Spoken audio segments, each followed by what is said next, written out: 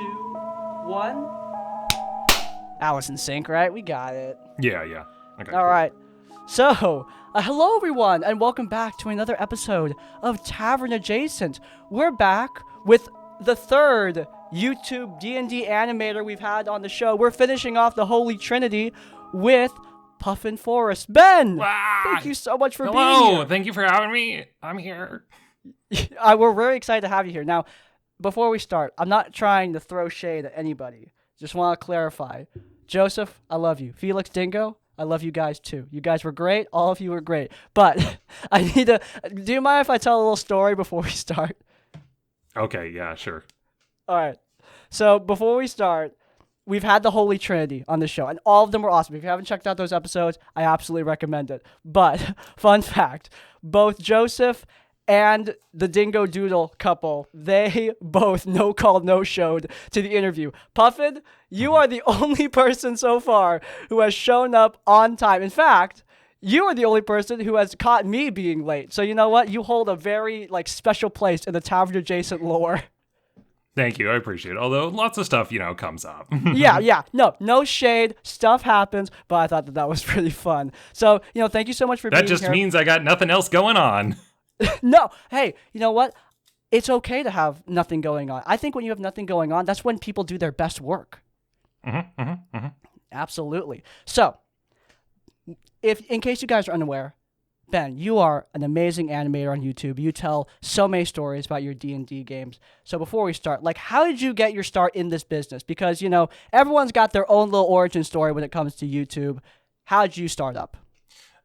Basically, my summary is that I had graduated from college. I was working as a biochemist, and then I was putting stuff up online. Actually, I was just writing a blog where I'd tell my RPG stories, and then what happened is that I had left my job and I was originally going to go back to school, but in that time I had several months of downtime, and so then I just started animating on YouTube just because I was bored.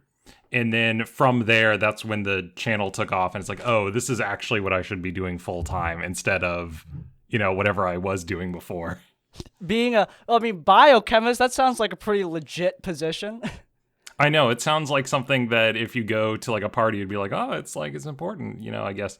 But it was it was more of so I worked in manufacturing, so it was a lot of kind of coming into the office, producing the material, and then just kind of leaving. It wasn't if I wanted to advance in the career, I would have to go back to a master's and PhD and then kind of advance farther.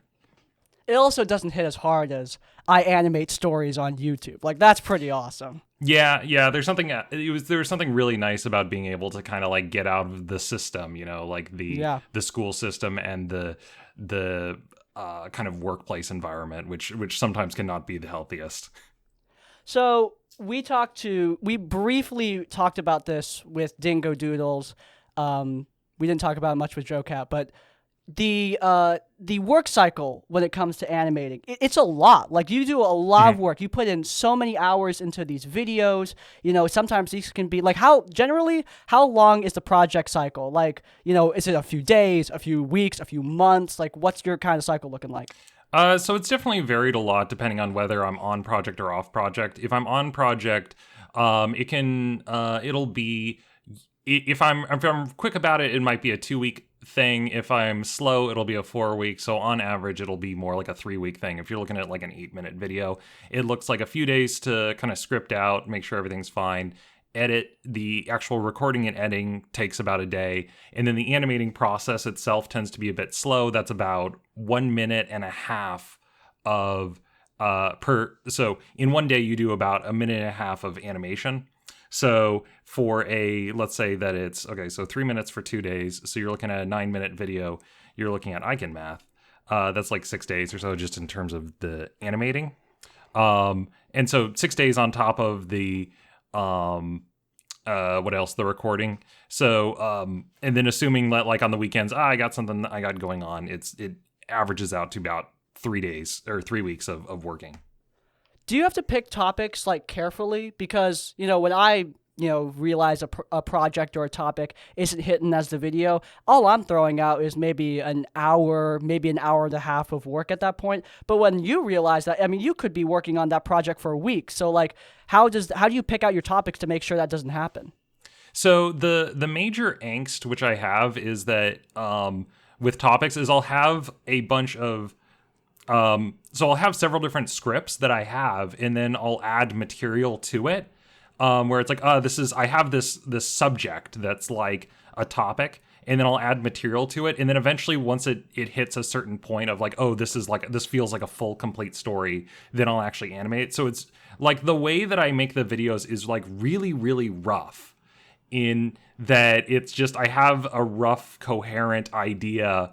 And that's, you can see it a little bit in terms of I struggle with like what even to call this video, where it'll be like this video where the characters go to a back alley and get drugs. And then at the beginning, I just talk about mutants and masterminds. And it's like, but in my head, it's like you have this one main story that the main story might be a minute and a half, but then there's all there's like 5 minutes of context that needs to be told to make this 1 minute 30 make sense in like so that way the audience is up to speed with what's going on. Also, I mean, topics can branch out into so many different areas of commentary, too. Like you could talk about an encounter with an obelisk where a big old demon came out, but from there you can branch out into talking about encounter balance or talking about running for high-level players. I mean, there's so many different aspects of commentary that can come out of that. So, I totally don't blame you, dude. Yeah, but normally it's normally my particular writing thing is that there is a story that is like interesting, that has some like context, and then I add additional details to it to sort of flesh it out. And then sometimes what'll happen is I'll have a script where I start writing where I just get like it's like 500 words, it's like a really short script, and I just get to the end and I'm like, I don't have anything else to talk about, and then that story sometimes gets rolled into something else. Have you ever had to throw out a project before? Like, you're halfway through and you're just like, this is not... Yes, the vast majority of the time I actually throw out projects. Like, the majority? I have a lot of... Yeah, the majority of them do not ever make it to being produced. Just because it's like... So, let me actually clarify that in terms of, like, most of the time the stories will get rolled... Sometimes they'll get rolled into something else. And then sometimes it's like, my friends thought this was really, really funny, but I can't find a way to communicate that to the rest of to the audience why it was funny, or it's like there's just too much stuff there. So part of it is that, and then sometimes it's just these are, so what I call them is humorous events. Like it's humorous, but it's not a story. It's just and so sometimes I can't figure out what's like the angle. Then it just kind of hangs out in like a junk drawer, and then sometimes I'll pull it out and then move it into something else. Yeah. I mean, like, what stage of the process does the video get to when you realize this ain't working? It's in all honesty, it's like I'm just looking at it and I can't think of anything else to add. Like, I know it's a good story when I'm like, this is too long and I have to cut it. The second I start cutting stuff, that's like, this is a good story. Because if I'm like, I need to add more material because it's not long enough, that's when it's a problem. That's when it's like, this can't be its own story because I'm done. I wrote, I have 2 paragraphs and I'm done. Yeah. But actually, another question, you kind of mentioned this, like what makes a good story? And obviously these all come from your D&D games. And, sometimes like as a content creator, like the job never leaves your mind. Have you ever caught yourself trying to make something happen in a game so that a video could happen out of it? Like, sometimes So the weird part is that I don't notice my GMing change at all in terms of the videos. Like I just run a game and it's like completely out of my head space. I think a little bit probably the main advantage that I think it gives to me. So the main advantage that I get from the writing is the fact that it makes me retrospect on like what I remember from a session and what was like interesting. And it makes me realize like, oh, okay, like this was like really important for me to give the players that particular downtime that they needed, or like it's interesting the major influence that it's had is that when I've gotten to talk to the players afterwards of like, oh, what was your most fun session, or like, what did you enjoy, or what do you remember from it? And the stuff that the players remember is often very different from the stuff that I remember. Right? From the Yeah, session. yeah. And it's because they have a lot of, because it's their character doing a particular thing, they have a lot of personal investment in certain things that happen. Or sometimes there will be moments that happen that the players are just, they have some angle or they got something in their head and they think it's hilarious, but I don't see what they're seeing. And then sometimes when I talk about it with them afterwards, they will give me some clarification of like, oh, from this angle, like in this particular context, it's hilarious. And I'm like, oh, I get what you're saying, because it's also sometimes when I'm running a game, I'm like a little bit in my own head, like, oh, the players are doing something. I need to like stat out this monster, or like I need to think about this puzzle or something like that, and that can cause me to kind of accidentally get a little bit de-invested in what's going on. Right. Yeah, because it can be hard to, as a DM, get your player's perspective, because you're worrying about all of this stuff that's going on behind the screen, but they're just sitting there trying to play the game, so you kind of forget like what they find to be important is going to be completely different from you. We're going to get into DMing style in a second, but I do want to just ask this, bouncing off of that, like, as a dungeon master, what's something that just makes you super nervous, gives you tons of anxiety? Okay, maybe not tons, it's a game, but you get my point. No. There can be stuff that gives you like tons of anxiety. Yeah, I completely believe that. Yeah, but what things do that for you? But your players are just like, whatever, dude. I think at the base, like whenever I'm starting it, so if there's a new player or we're having a new game and I don't know everyone there, that's 100% like the most nervous I'll be, is trying to like, because that you've got that one session to like make an impression on someone of how they feel that it's going to run down. And then sometimes like you're trying to, like, I've been with my friends a while, so I kind of can get their reads on what they enjoy and what they don't enjoy. But when it's a new player, they'll sometimes be like very engaged, and then you'll find out afterwards like, oh, they didn't like this. So that's 100%. Actually, I do have a little story from that, which was there was one time where, because I can continue this question, but I do have one story, which is that there was one time where there were two players who were having a back and forth, and they were like arguing with each other, like in character, and they were having like, and one of the players was just completely wrecking another person instead of sabotaging them in the fight and stuff like that. Yeah. And I talked to him afterwards, and he's like, "Oh, we were having great fun. Like, this was awesome, blah blah blah." And then like they were not happy with another group of players who were actually cold shouldering them, who were like, "Oh, not wanting to talk to them." And so it was this thing of like, I read the situation of like, these characters are ignoring each other, so that's like healthy, like they're just giving each other space, when really there was a little bit of friction between them. And then the player that was like engaging with the person, they actually got along great. And that was their way of kind of having that, sort of thing. But it's...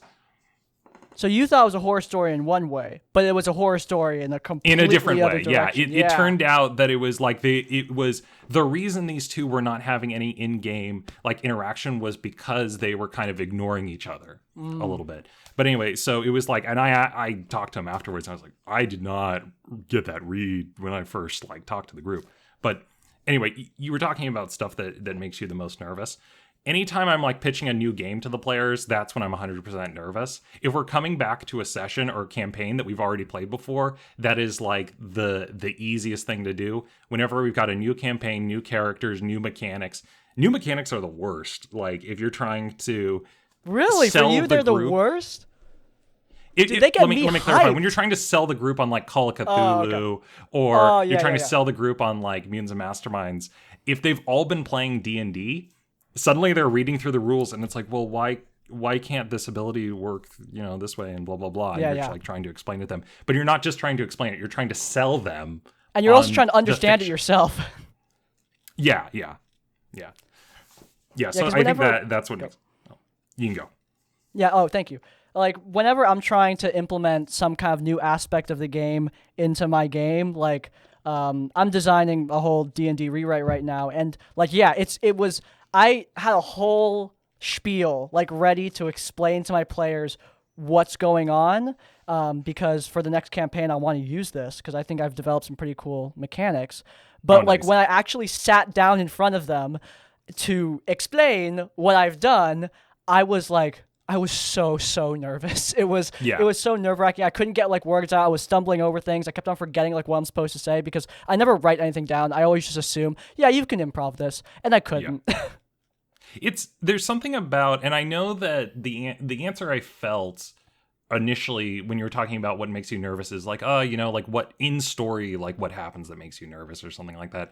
But it's like, whatever, it can all be explained. I can rewrite stuff. We can just retcon stuff if I heck up on like the vampire bites you and it's not supposed to resolve a certain way. But there's something about mechanics where it's very personal and you're trying to do it in a fair way and communicate like the fiction of it that it makes me a little bit more on edge whenever I'm talking about new mechanics. Yeah. Also, like another thing that gets me, you were talking about like new characters, new mechanics. Dude, for me, it's new players. Like when new players Yeah. join the game, that scares the crap out of me. Not because I think Mhm. they're going to be bad, it's because I think I'm going to be bad for them. Yeah. Yeah. And it's also like if you've played with a group for a while, when you have like on occasion you'll have a bad session, and that's fine. But Yeah. when it's a new player and this is their first session and they have a terrible experience, there's this concern of like, oh no, like I might accidentally end up coloring their impression of the hobby in general. And of us as a group. Yeah, yeah, yeah. Yeah. But you know what? Over time, it gets better. Like people notice, like whenever I do these shows, I'm always fanning myself at the beginning of the interview because I'm nervous and I'm sweaty. But like, 16 minutes in, I'm feeling a lot better. Yeah, everything acclimates. Everything acclimates. Yeah. But yeah, actually, I kind of want to loop back to that horror story that you told because I don't know if you know this, but like No, horror that's fine. stories are like they're our thing here. We love Yeah. a good horror story. We're $5 therapy. Don't worry, you don't have to pay me. But the thing that you were talking about with misinterpreting players. Have you ever experienced a situation where other situations where you felt like, oh, I think this is going one way, but it just completely blindsides you, goes another way? And how do you handle that sort of thing? Like, how did you handle the situation where two players are giving another couple of players the cold shoulder? Oh, it was like, it just took a little bit of time to kind of get acclimated.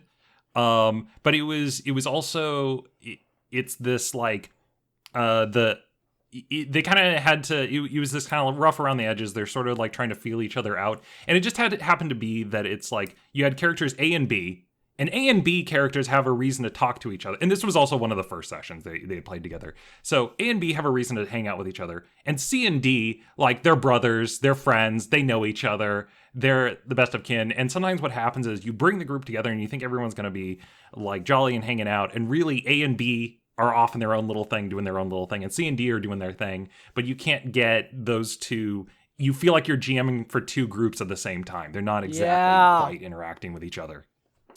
Yeah, getting through that initial like player to player role play buffer, that's a huge hurdle. It's taken me like, I think at this point it's pretty broken down, but it took my group like, I think a year, maybe a year and a half to like fully get that barrier down, like feel comfortable with like tearing up and crying and laughing and like really role playing with each other. It can take a bit. Yeah, yeah, yeah. But anyway, in terms of your videos, back to like your channel and Yeah. stuff. Big tangent, sorry guys. That was fun. In terms of like your videos, what do you see as like the next steps for you? Because you've talked about all these different stories, but every once in a while, creators like to do new things. So do you ever see yourself like pushing into new avenues of creation, or do you want to stick with what works right now? So it's actually interesting you bring that up because I am at a point of like, I kind of want to be working on other stuff or doing other projects right now. And I'm trying to figure out like what's the projects I'm going to be working on. Because I do YouTubing on occasion, but it's definitely scaled down. Like I'll put out like one video every like 5 months kind of a thing. Like really, really scaled down. I did do a little bit of video game design to try like indie kind of development, not with any particular company, just as a hobby, and released it just to be like, okay, this is what this looks like. And then yeah, I have no idea what's like the next thing I want to be working on. Yeah, no, I totally respect that. Like sometimes that path forward is obscure, but I'm sure you'll find it, man. Yeah, thanks. Of course. But in any case, like we've talked about your channel. We talked about a few horror stories. I'm gonna ask you about more of those in the future. It's kind of Yeah, our yeah. thing. But yeah, now it's time to talk about D&D itself. One of your recent videos, as of recording this, of course, is the changes you made to Waterdeep. Yeah, Waterdeep Dragon Heist. Sorry, I own the Netherdeep book, and now I always get them confused. So I just want to make sure I'm Yeah. not being an idiot. But in any case, you made changes to Waterdeep Dragon Heist. All of us make changes to Dungeons & Dragons and TTRPGs in general in some way, shape, or form. So we're going to move into our D&D topic, talking about what kind of changes you make, why you make them, right after this transition card.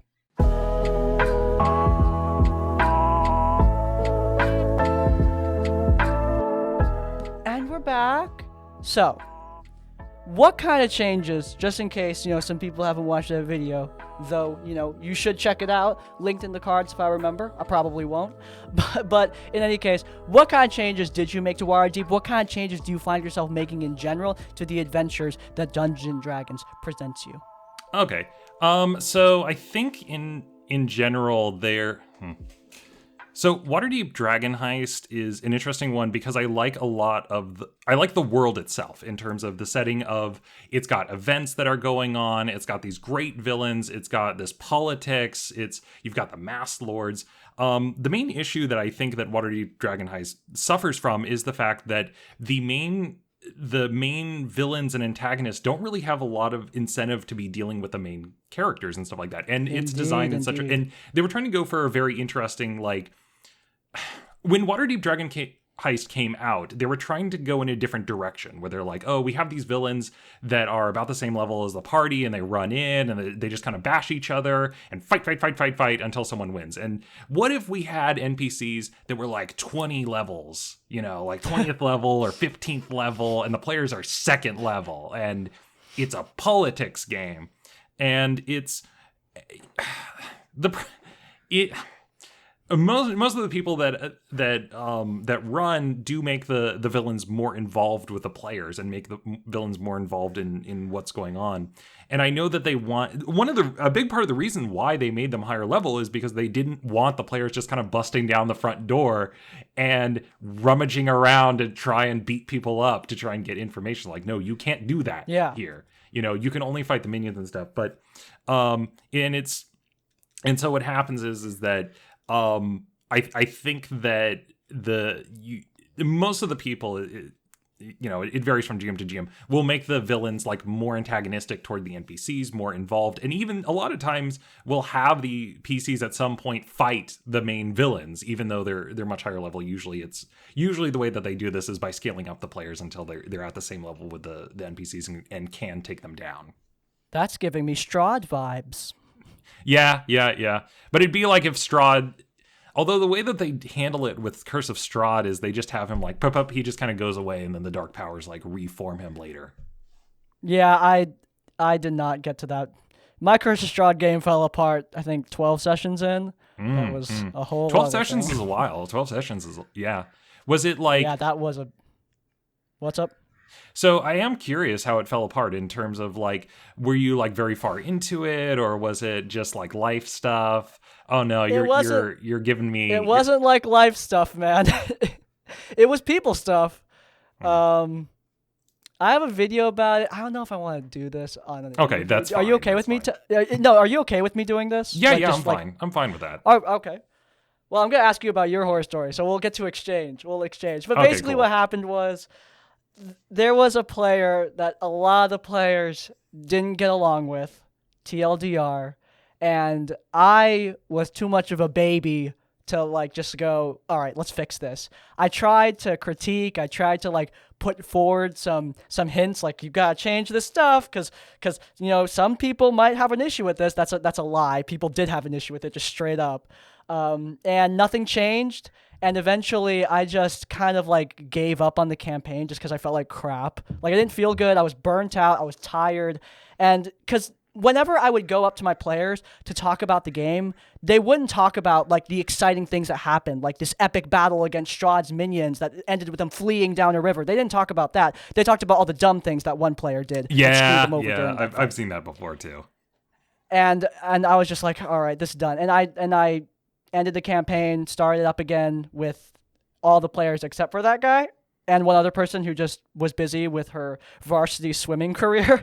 And we continued on for a year, finished a year on campaign, and we're still playing to this day. We're wrapping up our 2-year second campaign in 3 weeks. So nice. It has a happy ending. At least you were able to kind of salvage that. I have heard about some groups and seen some groups where it's like they don't want to kick someone out, so it's kind of the group disbands and then reforms, and then there's one player less or something along those lines. Because it's awkward, but yeah, I it's just what's done is done. What happened. It sucks, but it's over now. And honestly, like these past 3 years of running with that group have more than made up for whatever crap went down with Curse of Strahd. I've run over 100 sessions with them now. But anyway, sorry about that. Mm-hmm. Okay. Anyway. Okay, so I could do my horror story. Oh, hey, like what the hell? Sure, go ahead. We'll talk about changes you make to modules later. Oh, okay, got it. So my horror story was a little bit shorter. So what happened is that I used to run Adventures League, and I had a table, and there was one particular player who was a problem player and very difficult to work with. A little bit had like a bit of an issue with like social empathy, and what I found is that sounds like me. Yeah, and it was like I was the only one who would play with him because he had gotten kicked out of 3 other tables and gotten banned at 2 other game stores, and what could go wrong? Yeah, he just kept going to game stores and gotten kicked out because he was someone who, like, if you played with him after 5 minutes, he would start an argument with someone every like 5 minutes. No. And he was the kind of person where a character would be like, oh, I'm gonna go out through this exit, and he's like, it's not an exit, it's a doorway because you can also enter through it. Shut up, bro. Shut up. Yeah, and he would take stuff very personally, and so it was very difficult to work with. And I originally, when I had first gone into Adventures League, I thought that it was like, oh, it's the coordinator's job, it's like the game store's responsibility. And from their perspective, they're like, look, it's your guys' responsibility. We're not going to deal with this. We're not going to talk to them. It's your guys' problem. So I was like, oh no. And it's like, and this was the first time I've ever had to have that conversation with that player. And the problem is I can't just disband and then reform or anything like that. Like, there's no little tricks I got off my sleeves. I just got to do it. So no, man, what you did was better. You had a conversation. So one morning what happened is, he comes in early and I'm there and I said, hey, can I talk to you outside for a second? And he says, okay. And I go out there and I said, look, you've kind of been arguing with some people. I can't have you sitting at my table. And then he goes, okay. And he left. And that was the last I saw of him. He seemed very sad at the time. Man, that could, hey, look, you did what you got to do. It feels bad in the moment, and you're like, but you got to remember, what about all those other players who he ruined the game for? You're thinking of them. And yeah, it sucks for him that he lost out in the game, but, your actions, they have consequences. Before I went up and thought about, like, I was going into it thinking that I was going to have an argument, that, like, I was going to present a case and be like this lawyer, blah, blah, blah, and have to do this. But it was like, nope. It was just like, okay, and he just left, and that was Honestly, that's way better than having a fight, dude. Yeah. Like, every time. It's way better. Yeah. Like, anytime, good word of wisdom out there, guys. Fighting sucks. It sucks ass. Like, at the time beforehand, I initially felt good because I felt like, oh, I was the one person who would work with this guy. But as time went on, I realized that I was, in a way, sacrificing the fun of the entire group for one of the players, because it's like, once again, it's a big group, you got 7 people and stuff like that, and I couldn't like do that anymore. And it's also, and once again, I want to be clear that, like, sometimes you'll have players who are like a little bit difficult, like they butt heads or something like that, or say, hey, this is a problem. But when it's like constant and it's that kind of thing, it's very like there's like a tier, there's like an A, B, C kind of players, and then there's like all the way at the Problem. bottom, in terms of very difficult, And I felt pretty confident because he had gotten kicked out of a lot of other groups, but even looking back, I felt a little sad as well. He did seem a little, but I think he understood. Yeah, I'm gonna be real with you, and there's gonna be someone who's gonna rush to the comments and go, Crispy, what happened to your empathy? Shush. All right, I'm gonna be real with you. I get so suspicious whenever someone gives me like that, oh, this sucks kind of thing, because I've been guilt tripped so many times, and at this point, I'm sick of it. Like, I'm done. If you give me that, I'm sorry. I really am. But what's done is done. It's over now, and you gotta find someone else to run your game for you. Mm-hmm. Yeah. Yeah. But in any case, like I'm glad that all sorted itself out. Yeah, and hey, yeah, at least you had that conversation. It's good experience, you know what I mean? I know. And that's what people tell me. But yeah, no, I'm serious. I'm not just trying to be like that's what people tell me. I'm being serious. You did a good thing there. You did a good thing. Thanks. But other good things that you've done, changes that you make to the game. Unfortunately, we can't change the game enough to have problem players not show up, but we can change the game to be more fun for us and the players who don't cause crap at our tables. So what is your design philosophy? I don't want to say design philosophy, but fuck it. That's our one F-bomb for the show. We're out for the rest of the episode. Sorry, guys. But darn, spent it. Yeah. Pow. Who do I blame now for demonetizing my videos? We can't blame, what's her name, Catherine anymore? She's gone. Who is it now? Yeah. Some other guy. Some dude. It's a guy now. How that's just not going to do. But anyway, what is your design philosophy when you're jumping into changing the game in whatever ways? Like, I kind of want to hear your patch notes because I got a whole list. So I want to hear other people's. Okay, so it's interesting because with 5th edition in particular, for a while I did have a bunch of homebrew rules that I was using, which I immediately forgot. And sometimes it's not even a homebrew rule. Sometimes you just think this is the way that it works. And then what had happened is that I started running for Adventures like X number of years ago, and the homebrew rules just got slapped out of my system because they will let you know as a GM if you're hacking up or the correct way. Because there's something about the Adventures League players are very technical, where they know the way it's supposed to go down, and they will tell you if you are not doing it the way that it's supposed to go, and so sometimes it's helped me see that from that angle, and then sometimes it can be a little bit of a pain in the butt. That's actually really interesting, because what you're talking about, this is a concept we've brought up on the show before. It probably has a different name in other aspects of the industry, but we call that breaking the bubble. You DM for your friends, your players, and your circle for so long, and that's not a problem. There's no problem with staying in the bubble. It's a game at the end of the day. But when you go out there, it's really interesting to see how the bubble breaks. Like for me, it was when I first streamed my games. Like I've always done sneak attack with rogues, where you have to be flanking. You can't be standing adjacent. You have to be flanking because that's just genuinely people will call you on that. People will call you on that.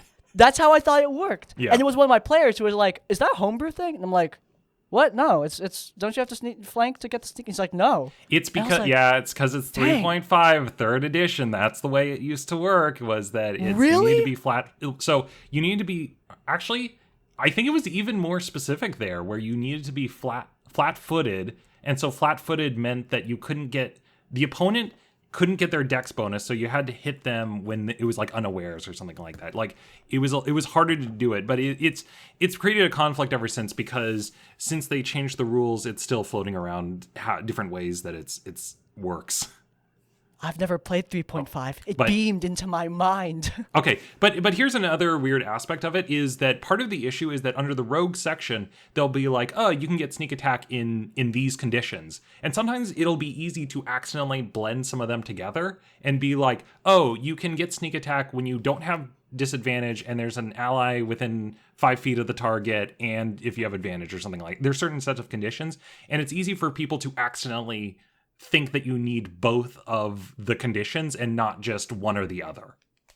Yeah, Yeah, that kind of thing happens. But yeah, it's really interesting, like what you were saying about going to Adventurers League, like the rogue sneak attack, other homebrew rules that you're doing. That kind of thing will pop as soon as you exit your bubble and go into the public sphere. I'm actually curious, like for you, what was the specific? Like, when did you realize, like, oh crap, that's not how it Oh, works? this Let me so hear it. the area that I got wrecked, or that was, I was like, I was gonna run a 20th level game because they needed someone to run a tier 4 game, which, like, those Ooh. don't happen that often in Adventures League, because it's literally you have to play a character from first level to 20th level to get to there.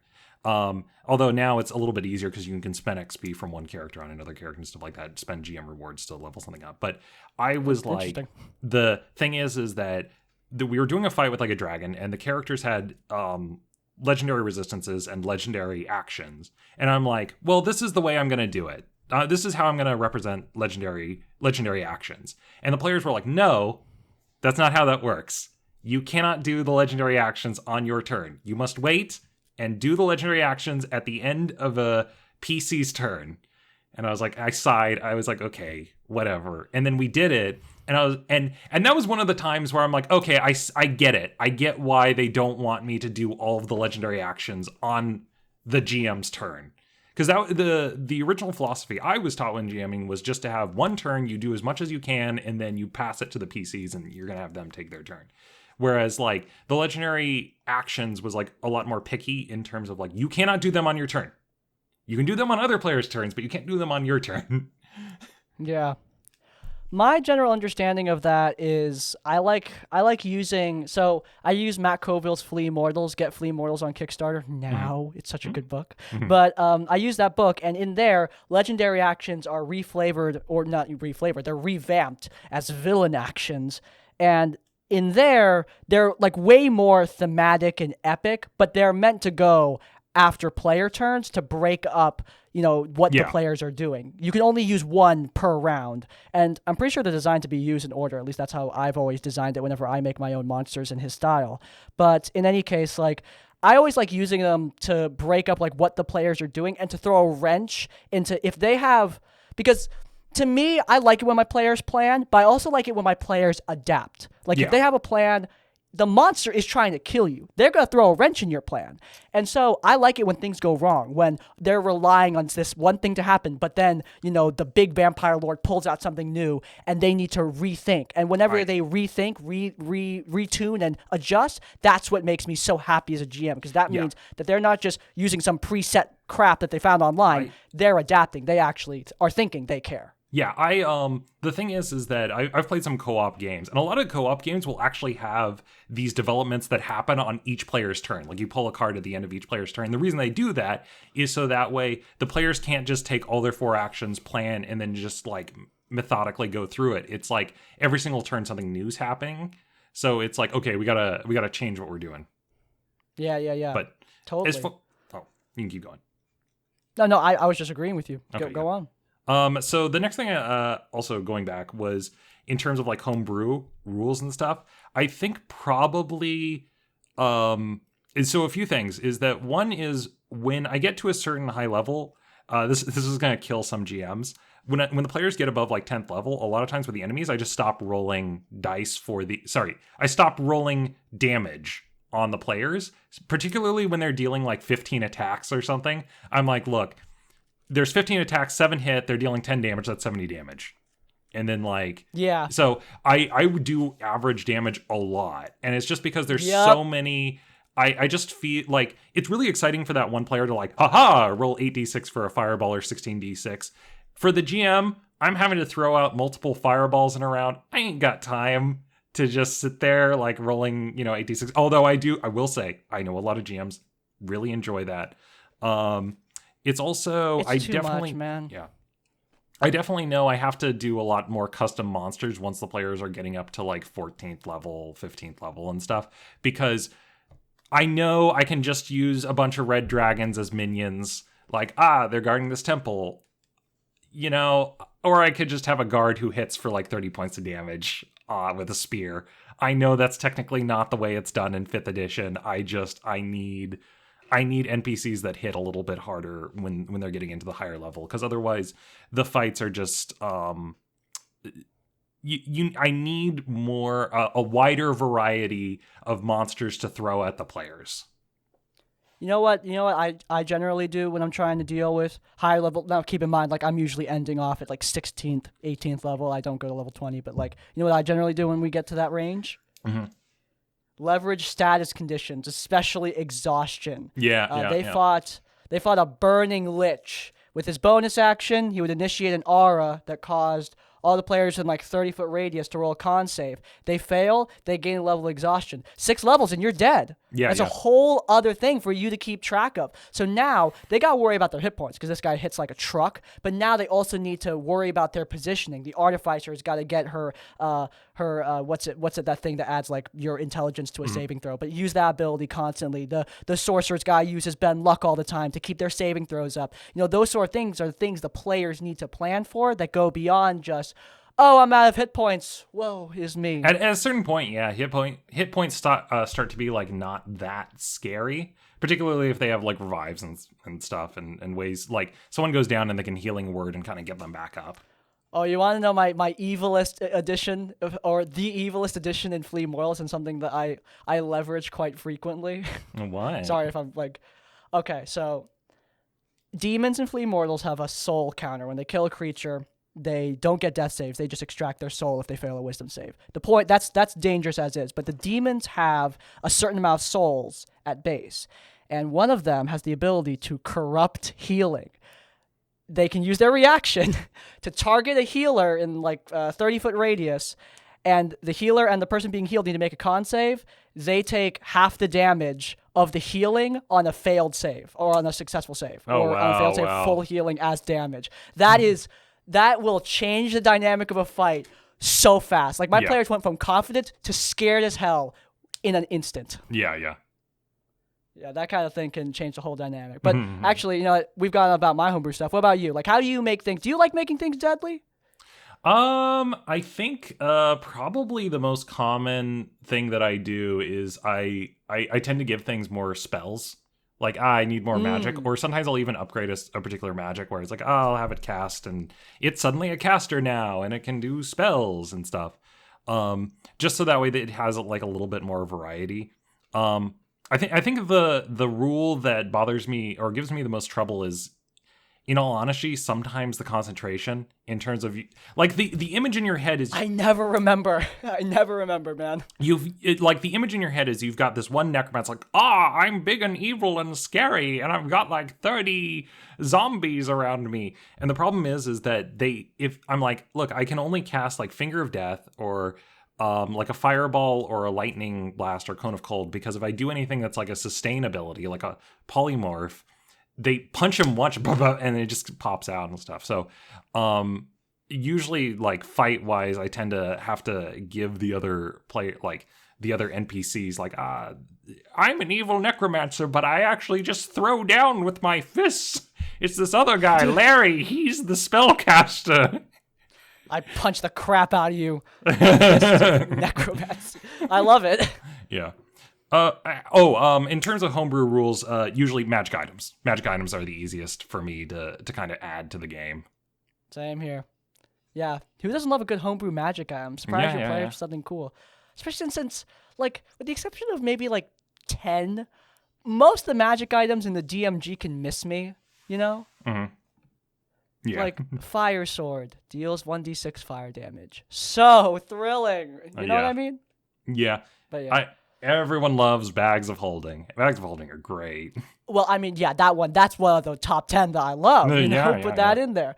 Gotta give it to the players. In fact, what about you? Do you give it to, like, eventually, or do you just screw it, give it at base level? Yeah, everyone at some point is going to get a Bag of Holding, and then everyone at some point handy haversack. Or sack, yeah. Yep. And then everyone will also have a dead body in said sack at some point as well. Sometimes you just gotta cart around a dead body. They've never had a dead body, but they've had enough body parts that I think that they could make a dead body. Okay. I'd still count that. I think that counts. But hey, we're 23 minutes into this. We've done some. I think we've introduced the good people of the world to so many additions and cool things that they could do for their games. How you feeling? I'm feeling good. You're feeling good? Because we're about to jump into a little game. This is a new addition to the show, guys. So get ready. Would you like to play a game?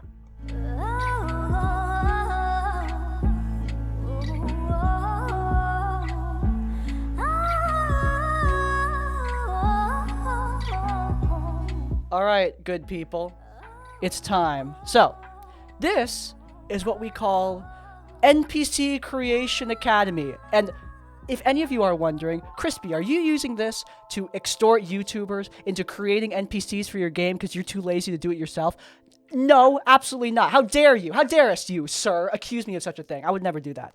But anyway, you are going to be creating NPCs for all of us live in front of the audience. I'm going to be giving you prompts. And from those prompts, we will decide how to create an NPC, or, well, we'll both create NPCs that people can use in their games. You ready? Yep. Lots of fun. So, prompt number 1. You have a cleric in your game. Brand new player, not too familiar with the lore. We're working like base, standard D&D setting. Think Exandria, think Forgotten Realms. They're a cleric, and they have taken the criminal background. Very, different background for the cleric class. They want their criminal contact to be someone that works with them in the church. They don't have any ideas for you. They just want a criminal contact who works in the church. They're relying on you, the dungeon master, to create an awesome NPC for them to interact with for their first campaign. So, criminal contact, working in the church, works with a cleric. What kind of NPC are you creating? Okay. There's 2 ideas come to mind here. The first one is I think the idea I'm going to go with is it's like, oh, it's Elizabeth, just this old lady who always sits in the front, and she's just kind of sitting there, just loves the worship, donates money to the church, and she sits down. If someone sits next to her, she'll like pull something out from her purse and just like pass it off to them, and then they just kind of take it and put it into their pocket and get up and leave. Ooh, is she a spy? Yes, she's a fence, selling criminal items to underlings. All right. So, do you want to do your second idea, or do you want me to do my idea, then your second idea? You can do your idea now. All right. So, my idea, I'm thinking like maybe a tiefling guy who's like going into the church. He's working as like an acolyte, low pay. He's tired of these high priests talking down to him because he's a tiefling, and he is working on taking items from the basement of this church. And he's deduced, hey, this church has been stealing a lot of money. He's like a Robin Hood type criminal, taking items out of the base and selling them off to smaller districts who need the stuff in order to like feed their kids and stuff. It's like more of a Robin Hood type figure, not really as much of a evil criminal, but still something fun that maybe the party can figure out. Like maybe at first they think he's a bad guy stealing from the church, but then it turns out, oh my God, he's not a bad guy. He's actually trying to do some good for the people around here, and stealing from the church who are actually corrupt. They're the bad guys. A little bit of expectation. What I'm getting is it's almost kind of like this Vatican kind of thing of like they live in opulence. They took all this money, and he's the person who goes in and just kind of like sells off this statue that it's like they've got like a dozen statues of Palor. You got it. Yeah, you got it. I think that's fun. All right, second idea. What do you got for me? Okay, second idea is that there is someone who's actually he's a devil pact warlock, and he's this man who's in a business suit, and he's someone who donates generously to the church and stays involved in what's going on. And he may be like, the thing is that he's someone who gets people into devil pacts, like contracts. And so what he does is he kind of goes in there with a suit and, please let me know of your problems. What issue do you have, if you have any whatsoever? But secretly, the reason he's getting the information on them is he either is going to A, try and extort them, or B, try and get them into a devil pact. But he's the person who, like, he's someone who, like, donates to the church. He's very confident. But he also does happen to have contacts with, like, the Thieves Guild. Oh, I love that. That's so good. And also, because like this is the criminal contact to the cleric in the party, now that's an in for you to get some devil contract action with the players. And the thing is that as a devil contract, all he does is he just organizes deals. Like, he's just the go-between who, like, one party wants to buy from another party. And so, like, don't get me wrong, he's a scumbag, but he's a trustworthy scumbag. Like, and he's not that powerful. like the party can't extort him for like unlawful, like not too much gain. Besides, he's got all these kinds of like contacts in like the high places. He's very well respected, but he's also someone who maybe has some blackmail on people. I'm gonna be honest, dude. That's the idea. I love that. That's a great one. I'm not gonna lie to you. Put one for Puffin Forest right up in the top corner. I'm not actually keeping track, but yeah, that's a great idea. I might steal that. But in any case, you ready for prompt number 2? I think we're kind of dude. I'm hyped for the show now. You're just like showing me that this is a great idea. All right, prompt number 2. This one, little bit different. Okay, your party, they've signed up at a Monster Hunter guild. Think Slayer's Take from Critical Role, the Witchers from The Witcher, that sort of thing. These guys are monster hunters. The players have been tasked with a bounty that has claimed the lives of many of their elites. I'm thinking mid-level, like we're thinking level 8, level 10, that sort of thing. What kind of monster are they hunting down? Is it a monster at all? Maybe it's a humanoid that people think is a monster. And what kind of backstory does it have? Feel free to use homebrew monsters or monsters straight from the manual. Okay, so for me, my first thought is the fact that it's a trap. There's a rival guild or there's some other group that has it out for this particular hunting agency. And so what they've done is they've put a story out there that, there's this monster, blah, blah, blah, can you slay it? And then they just lure them into a trap and then kill them. And so there's a narrative going around of this hideous monster, blah, blah, blah, and it's claimed the lives and blah, blah. But it's actually these like stories that have just been circulated. And when the players go in, perhaps they, and try and claim the money, they will have to face this NPC who perhaps wants vengeance on the guild because maybe the guild failed to save their friend or something like that, a loved one from a monster. So good. I love that. Or maybe you just came up with that on the spot. Okay. Damn. Yeah. Thanks. Or maybe possibly it was like there was someone who worked at the guild, like a young boy who got like involved with the guild and is like, I'm trying to learn the ropes, and then he gets killed hideously. Like maybe he just gets like sent out as like bait, and then now they have it out for whoever are the veteran adventurers.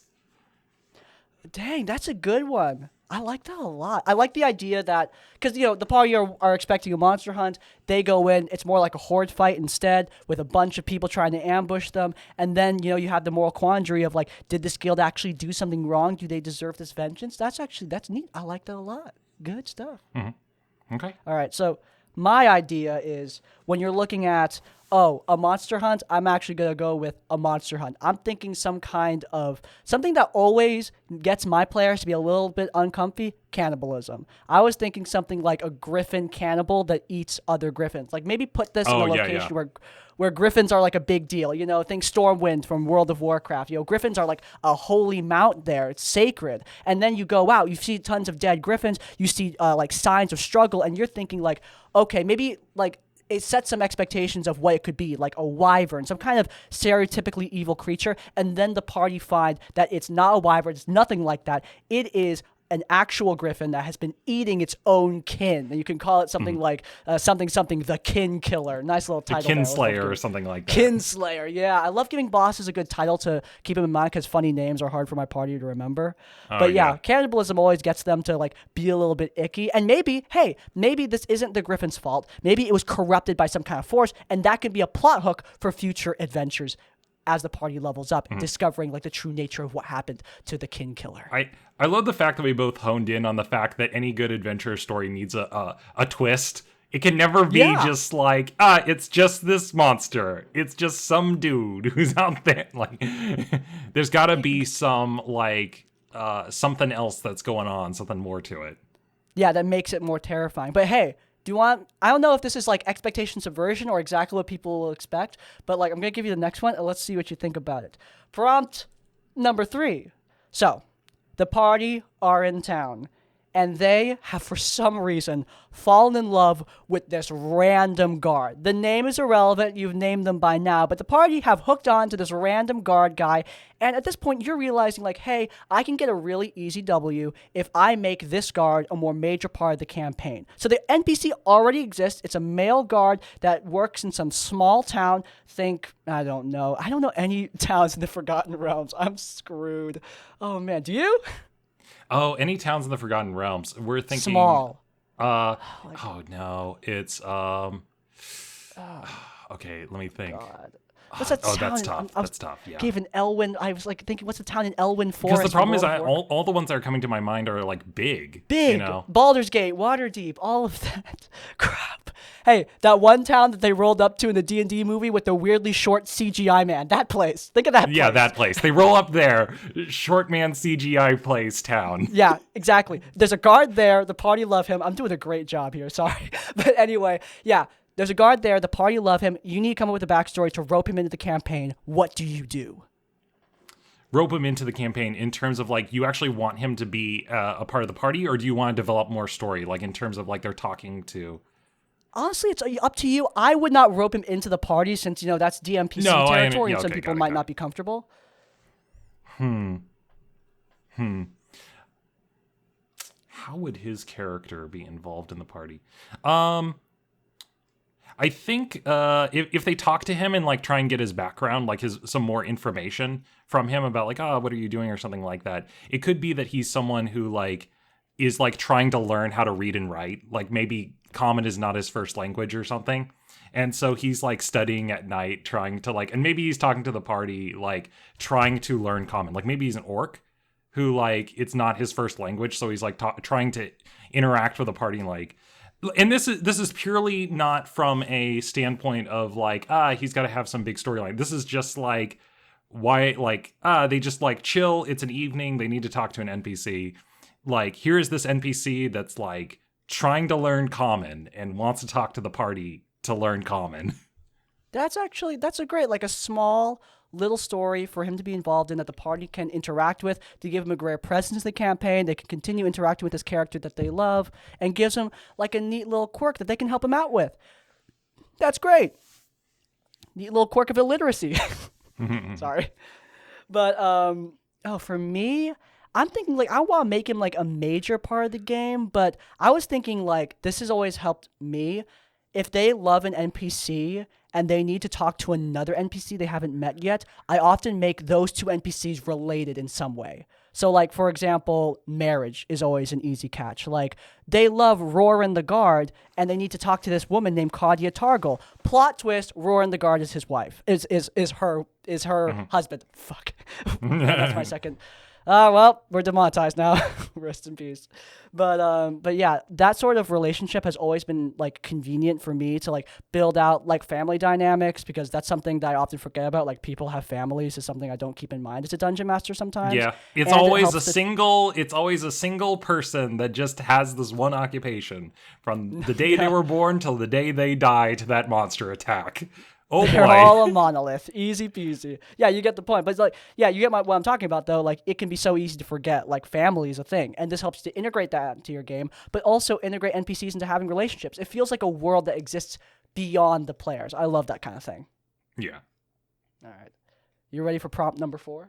Yeah. All right. Prompt number 4. Your party. They have found themselves on the wrong end of town. They've been bamboozled. They've been kidnapped in some way, brought manacled up and bags over their head to some sort of crime boss. This crime boss exists in a major city. Think Waterdeep, think Baldur's Gate. They've got a big operation going. But, plot twist, this crime boss, you are intending them to be an ally to the party, not an enemy. Unfortunately, you as the DM, you've made an oopsie. The crime boss's first action was kidnapping the party, an outwardly hostile action. How do you create this crime boss to sort of like walk that back and make them a likable character that your party will actually want to ally with? This is a bit of a challenge. Okay. I think probably what I would do, I think the easiest way to do it is to, like, bags come off, they're talking to this particular crime boss, and the boss happens to think they're allied with the enemy, whoever the bad guy is.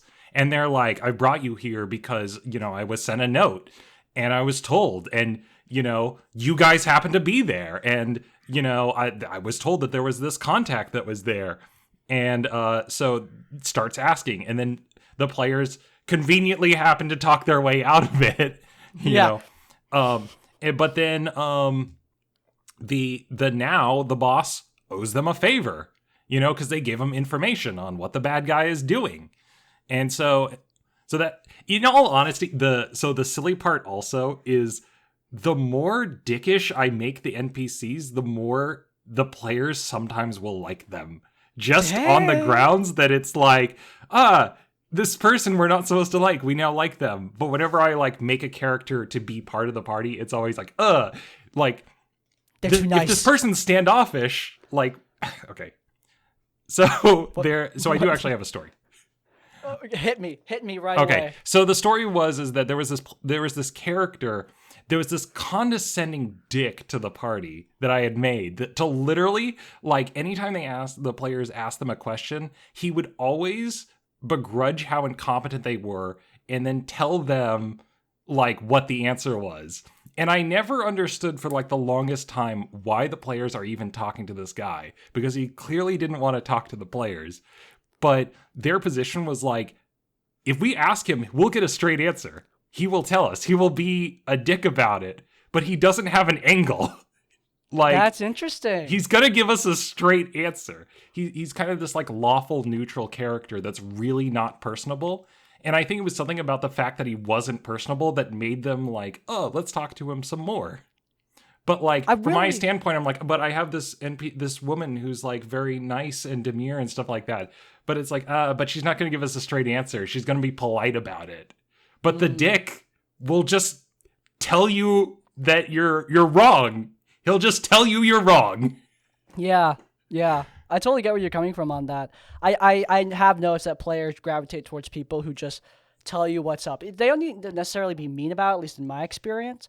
Just being able to clearly explain what's going on will help the players so much to acclimate to a character. I also really like your idea of immediately having the kidnapping the players not be the allied boss's fault, but the enemy boss's fault. They spread this rumor, and that automatically pits the players against them as an enemy with the ally that you want as their ally. That's really good. That's smart. Yeah.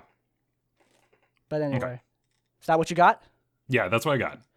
So for me, I'm thinking similar angle. The boss doesn't. I think your idea is better, but I also think another good way to get your players to acclimate to a boss type character, have them reprimand their underlings for kidnapping you against their wishes. They didn't actually want this. It was, that could work. Yeah, I could see that. Yeah. Where it's the underling gets this is not how we do this around here. Yeah, that exactly. And that automatically is okay, this person is different. They are willing to stand up to especially if the boss is a smaller person. I do that a lot where the big boss ends up being smaller than their minions. That's something I do all the time. It just is proper to me. I never want the big boss to actually be big. I don't know why. Mm-hmm. Yeah. Everyone's Silco from Arcane. But yeah, I think that's a good way to immediately pull yourself back if you think something's done hostile. Make it someone else's fault. Easy peasy. I think we both came to that conclusion. But in any case, I think that that's our four prompts. I think we made some sick NPCs today. Some great ideas. Yeah. I'm really happy with how that turned out. I'm going to keep on doing that with more people. But in any case, I think it's time for us to move on to the ending segment of the show. I realize I didn't explain this to you, but it's time to move on to Thing of the Week. It's the thing. So this week, my Thing of the Week, it's still Legend of Zelda Tears of the Kingdom, and there's nothing really much I can do about that, but this week, my Thing of the Week is this big ol' giant shelving unit upon which I have placed my Jurassic Park T-Rex Rampage Collector's Edition Lego set. This has made me so unbelievably happy for no reason. It's just so beautiful and gorgeous, and I love it. The set is amazing. The shelf holds it perfectly, and it has finished off this room in such a wonderful, amazing way. Did it take forever to get it hung up, like a week of waiting? Yes, maybe it did, but that is irrelevant. It's up now, and it makes me very happy. So yeah, this week, simple thing, that's my thing of the week. Ben, what is your thing of the week? Okay, I finished playing Persona 4, which I had originally played Persona 4 in high school, and I hadn't finished it.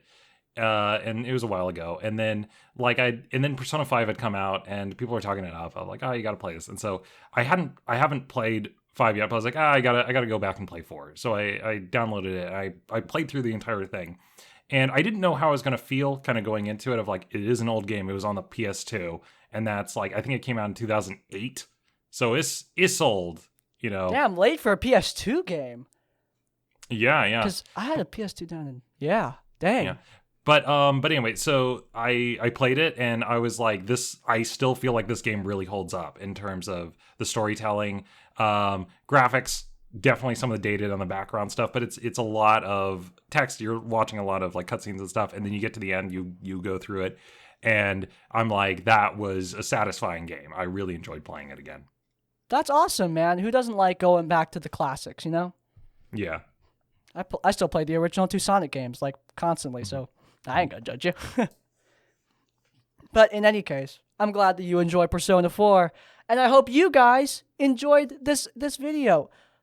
Ben, Puffin Forest, man, before we end off, there's one last thing we're doing. We've got the red lights. We're rolling out the red carpet. What have you got going on this week, if you have anything going on? Nothing. That's all good. That's it. Do you have a fancy dinner planned? You doing anything cool? Playing Zelda? What else? Not that much. In all honesty, I'm just kind of taking it easy. You know what? Taking it easy? That sounds great. But you guys can find Puffin Forest, his channel, linked. I just touched the microphone. Sorry about that. Channel linked in the description, in the cards, if I remember. Probably won't. But if you guys enjoyed, then please do leave a like. If you want to see more of our content, our channels are everywhere. You can find them. Puffin Forest, link description, Crispy's Tavern, right here. If you want to see more of my content, you can check out RPG Horror Stories, where we cover the best and worst of Dungeons & Dragons. It's linked in the cards. And while you're there, subscribe to Crispy's Tavern to get more of our content as it comes out. And finally, if you want to leave your own stories or thoughts, go down in the comments down below. If you can't think of a comment, leave the comment various horror stories to let us know that you made it to the end of the video. And that's like, comment, subscribe. We will see you all next time. Farewell. All right, bye-bye.